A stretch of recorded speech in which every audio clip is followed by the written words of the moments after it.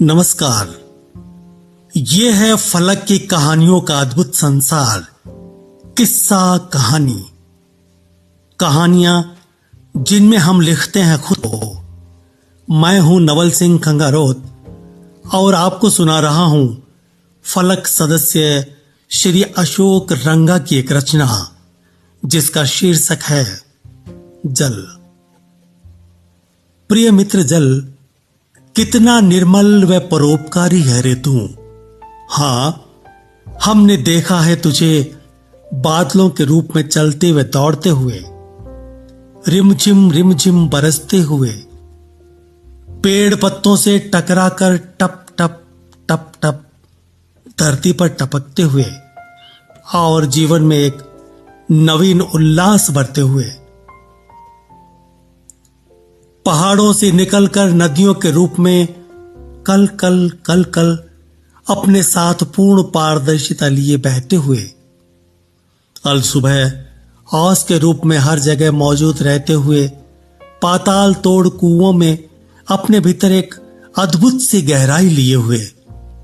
यार जल, मटकी में शीतलता लिए हुए तुम कितने प्यारे लगते हो। मिट्टी के सकोरे में बेले के शरबत के संग मिलकर स्वाद व प्यारी सी महक लिए हुए तुम्हारा कोई मुकाबला नहीं। धरती पर संपूर्ण जीव जंतुओं के प्यास को बुझाने वाले जल, तुझे दोस्त कहूं या देव। गर्मियों में जब शीतल जल गले के नीचे उतरता है तब तेरी अहमियत का एहसास होता है। उस वक्त ऐसा लगता है कि जैसे स्वर्ग यही है। हां, यह भी सच है कि तेरे बिना किसी का शरीर नहीं बन सकता, फसलें नहीं हो सकती, धरती पर नव निर्माण भी नहीं हो सकता। फिर भी कदम कदम पर तेरी उपेक्षा देखता हूं तो दिल में बहुत दर्द होता है यार। कभी कभी तो तुम भी इंसानों से नाराज होकर जल प्रलय की झलकियां दिखलाते हो, पर आदमी हर बार भूलने की गलती करता रहता है, वह गलतियों को दोहराता रहता है।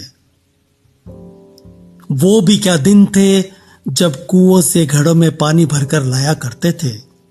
हां, उस वक्त सबको पानी की कीमत का एहसास था। नहाने व कपड़े धोने के बाद उसी पानी को नाली में बहने से रोककर घर की सफाई का काम भी कर लिया करते थे। मगर अब दुख होता है यार, तेरे साथ बहुत सारे गुनाह होते हुए देखकर। जैसे कि फैक्ट्रियों के जहरीले पदार्थों को शहरों की सीवरेज को बहती नदियों में गिरते हुए देखना, कई लीटर शुद्ध जल बाथटब में भरकर महज नहाने के बाद नालियों में बहाते हुए देखकर। क्या 1-2 बाल्टी पर्याप्त नहीं है नहाने के लिए? शौच के बाद WC में 5-10 लीटर पानी बहाते हैं। क्या इस काम के लिए जल की बचत करने का कोई दूसरा उपाय तलाश नहीं किया जा सकता? पता नहीं 5-10 लीटर के हिसाब से पूरी दुनिया में कितना पानी WC में बह जाता है। इसका हिसाब करने पर पता चलेगा कि कितना पानी रोज जाया हो रहा है। गली मोहल्लों में कई देर तक पानी के टूटे हुए नलों से निरर्थक बहते हुए पानी को देखकर सच में दर्द होता है। एक तरफ तुम सबके लिए जीवनदायक हो, वहीं दूसरी तरफ तेरा दुरुपयोग करते आ रहे हैं। सच में इन बातों से दिल में बहुत दर्द होता है।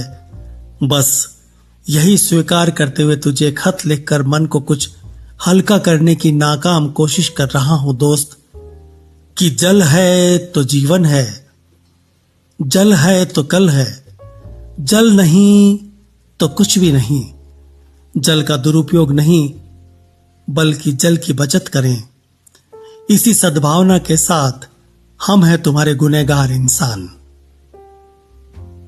ये कहानी बस इतनी ही, फिर मिलेंगे एक नई कहानी के साथ।